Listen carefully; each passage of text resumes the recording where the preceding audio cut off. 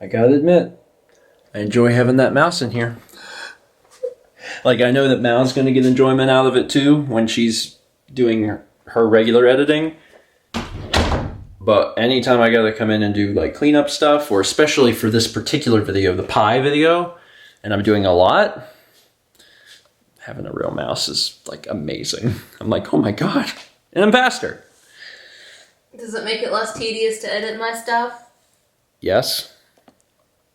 Yes. A million times yes.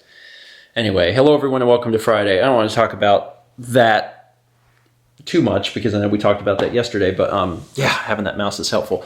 We finished editing the pie video. It was like 2 weeks ago or something that we shot the pie video. Mm-hmm. Mal's first episode of Mal Bakes. And Mal had put together the first pass like a week ago and had been waiting on me to take a look at it, and I just have not had time because I've been very focused on like massively releasing vlogs as quickly as possible. And I've been doing good at that, but at the cost of, you know, not being able to work on other things like, you know, reviewing Mal's video. But let me back up a little bit. It was Friday, so we did a gaming stream, and tonight we did a new game. We got a key from a developer named Piccolo Studios, who put together this. It's calling it a walking sim would not be fair because there's a lot of games that are like this, like Journey, but a lot of those sorts of games don't put an emphasis on platforming like this did. The game is called Arise: A Simple Story.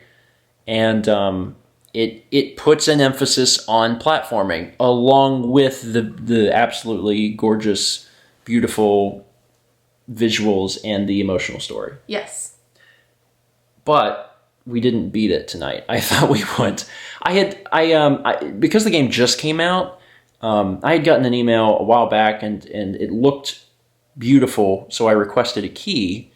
And the game just came out, and there wasn't really a lot of information about how long the game was. And I saw that some people had completed playthroughs in about 3.5 hours, and I was like, oh, okay. But there was one reviewer that was like, it took me 8 hours. And I was like, huh.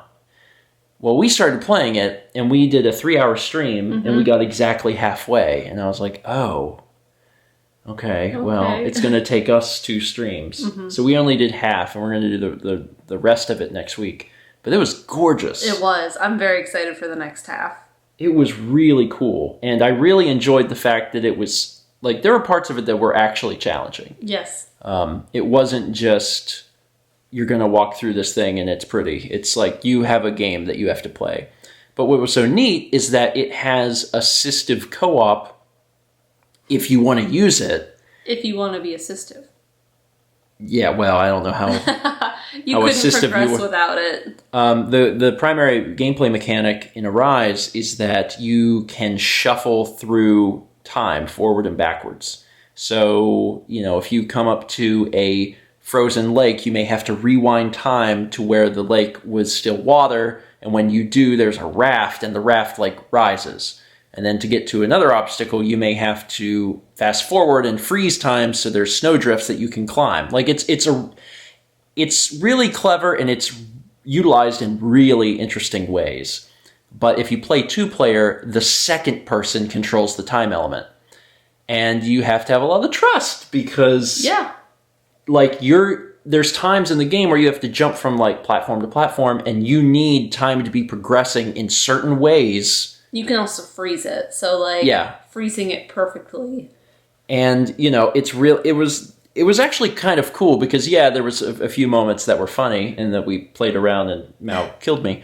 But there was a lot of synergy I felt when there was parts where we're not verbally communicating at all, and I'm just making the jumps, and there's an assumption that Mao is going to catch me. And it was really neat because I've checked out a few playthroughs to see who else was playing it, and from what I can tell, there's basically no one else doing this 2-player run and letting the other person control the time. And it's just such a really neat element. I'm glad the developers put that in. Yeah. Anyway, game is pretty, game is legit fun, and we'll be continuing the rest of that game next week. But then after that, I finished up the pie video. Yeah. And I didn't export it yet because it didn't have... One of the things Mal couldn't do is she couldn't do the color on it, because we shot it with the Blackmagic camera, and it was an interesting predicament because you're shooting with two completely different cameras, which have two completely different color sciences. So we have a color checker that we hold up in front of the cameras so that we can match the colors. And we don't have to do that very often because we very rarely shoot with two cameras like that. But I felt like we matched the colors pretty well. I think so too. Like, that little device is so freaking handy. If you've got two cameras that are the same model or the same, brand, then you probably won't have trouble. But when you've got two very different cameras, it can be a nightmare to match color. And I feel like we did a pretty dang good job. I think so. Cutting between the A cam and B cam, I was happy with it. So, but I didn't export it yet because I just want to sleep on it. I want to sleep on all the cuts and stuff. Mao had it cut. I don't want to undermine anything you did. I did change a lot. And I think it's just because Mallory has no experience editing something like this. You're so used to a single camera setup on your videos that having the ability to go to a second cam is weird. And I have a little more experience with that, so... It's like you went to film school. It's almost like I did.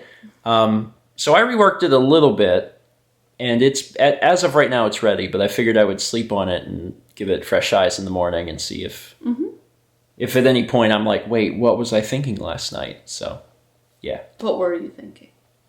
Hopefully everything I thought was good. I don't know. Anyway, that's going to be it for today. Thank you so much for watching. If you missed the Arise stream on Twitch, we're going to have the VOD saved up there, so you'll be able to watch it anytime you want. But then also we are recording them episodically, so they will come out on YouTube at probably next year. Is probably when they'll come out. We're trying to focus on creating a backlog of content, and a lot of the content that we're making is it's basically for YouTube. They are a Let's Play format. There is no chatter alerts on screen. They are 25-minute-ish episodes. And, with how behind we have been in 2019, we're trying to make sure that we have a fair bit of content that we already have basically in reserves that we can release onto YouTube to help make sure that things flow a little more smoothly in 2020. At least until things are caught up. Yeah. And I'm proud of that. Yeah. Because we played Shapeshifting Detective like a few weeks ago, and that actually gave us a lot of content, and it was very fun. And then we played Arise tonight, and we're going to play Arise next week, and the game's super fun. And I think that it'll do well on YouTube because they're well worth watching. Yes. But if people want to watch them sooner, they're on Twitch. You can watch them there. All right, I'm done. I need to go to bed, and then I need to wake up and look at your pie video again. Yep. Let's meet back tomorrow, shall we?